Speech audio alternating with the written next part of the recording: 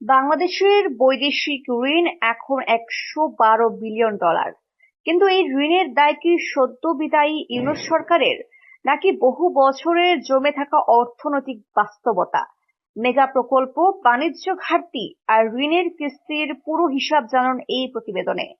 আজ আমরা কথা বলবো বাংলাদেশের অর্থনীতির সেই বোঝা নিয়ে, যা গত দেড় দশকে পাহাড় পরিমাণ হয়ে দাঁড়িয়েছে। $112 বিলিয়ন বৈদেশিক ঋণ এটা কোনো আকস্মিক ঘটনা না, বরং দীর্ঘদিনের অপরিকল্পিত উন্নয়ন নীতির এক কঠিন বাস্তবতা। কিন্তু এই ঋণের দায় আসলে কার? কেন বাড়ছে এই অঙ্ক? জানতে ভিডিওটি দেখুন শেষ পর্যন্ত।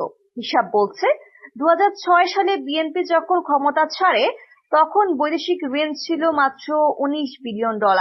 2009 সালে আওয়ামী লীগ যখন শাসনভার নেয়, ঋণের পরিমাণ ছিল $22 বিলিয়ন। কিন্তু গত 15.5 বছরে এই চিত্রটা বদলে গেছে ভয়াবহভাবে।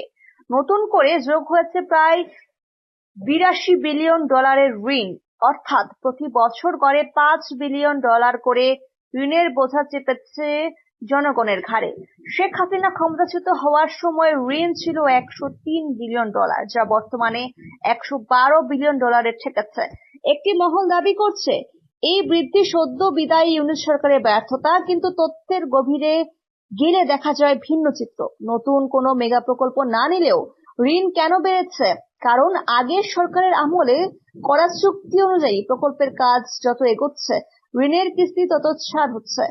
যমুনা রেল সেতু বা মেট্রো রেলের মতো প্রকল্পগুলো জনস্বার্থে অচল রাখায় প্রতিশ্রুত অর্থ পাইপলাইন থেকে যুক্ত হচ্ছে মোট ঋণে। সবচেয়ে বড় দুশ্চিন্তার জায়গা হলো প্রকল্পের ফিজিবিলিটি বা উপযোগিতা।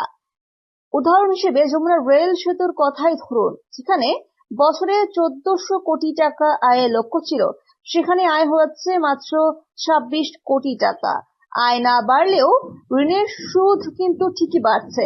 আর এই ঘাটতি মেটাতে বা আমদানির চাপ সামলাতে IMF এর মতো সংস্থার কাছ থেকে নতুন করে ঋণ নিতে হচ্ছে।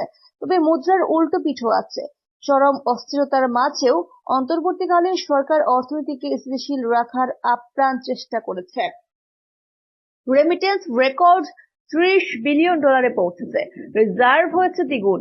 বিমান ও চট্টগ্রাম বন্দর মুনাফার মুখ দেখেছে, কিন্তু সামনে চ্যালেঞ্জ প্রশাসন। পাইপলাইনে এখনো $45 বিলিয়ন ঋণ পড়ে আছে, যার বোঝা বর্তমান বিএনপি সরকারকেও টানতে হবে। পরিকল্পনাহীন মেগা প্রজেক্টের ঋণের কিস্তি এখন সাধারণ মানুষের পকেট থেকে যাচ্ছে।